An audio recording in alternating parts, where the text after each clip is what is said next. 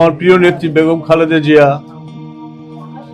1996 সালে আমাকে এমপি বানিয়েছিলেন। সেই নির্বাচনে আমার নারায়ণগঞ্জ 4 আসনের জনগণ বিপুল ভোটে আমাকে জয়যুক্ত করেছেন। এবারও মনোনয়ন প্রত্যাশী ছিলাম আমি, দল আমাকে মনোনয়ন দেয়নি।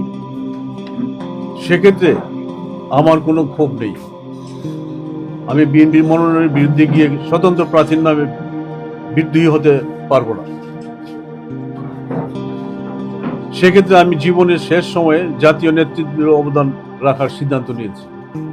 দীর্ঘদিনের সুপরিচিত নারায়ণগঞ্জ জেলা সমিতির সাধারণ সম্পাদক আবু হানিফ হৃদয় প্রথম ব্যক্তি হিসেবে বাংলাদেশ রিপাবলিকান পার্টির নিবন্ধন পেয়েছেন এবং তার ভূমিকা ছিল দলের নেতাকর্মীদের কাছ থেকে, সেটা আপনারা যদি জানতে চান সে জানতে পারবেন।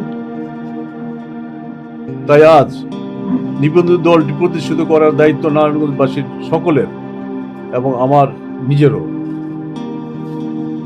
আমি বিগত 27 ডিসেম্বর 25 তারিখে বাংলাদেশ রিপাবলিকান পার্টির সদস্য পদ গ্রহণ করি। 28/12/2025 তারিখের থেকে কেন্দ্রীয় কমিটি আমাকে নির্বাহী পরিষদের চেয়ারম্যান হিসেবে দায়িত্ব দিয়েছেন। খুব শীঘ্রই কাউন্সিল হবে এবং কাউন্সিল হিসাবে নির্বাচনের মাধ্যমে দায়িত্ব নেব। পরিশেষে বলতে চাই, নারায়ণগঞ্জ হবে উন্নয়নের মডেল সিটি, অর্থনৈতিকভাবে উন্নত বিশ্বের শক্তিশালী শিল্পনগরী। আর Bangladesh Republican Party BRP chairman হিসেবে যে দল গঠন করা হয়েছে, আমার তাদের সাথে একসাথে মিলেমিশে কাজ করব।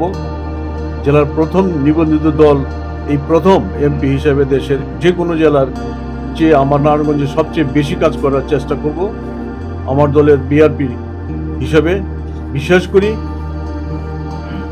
আমি চাই রাষ্ট্র জনগণের, উন্নয়ন জনগণের, ক্ষমতা জনগণের, আর আমরা সবার উপরে দেশ। আসুন আমরা সবাই মিলে নারায়ণগঞ্জবাসীকে ভালোবাসি, দলমত নির্বিশেষে নারায়ণগঞ্জের মানুষকে ভালোবাসি, দেশের মানুষকে ভালোবাসি, দেশকে ভালোবাসি আমরা সবাই মিলে। ধন্যবাদ।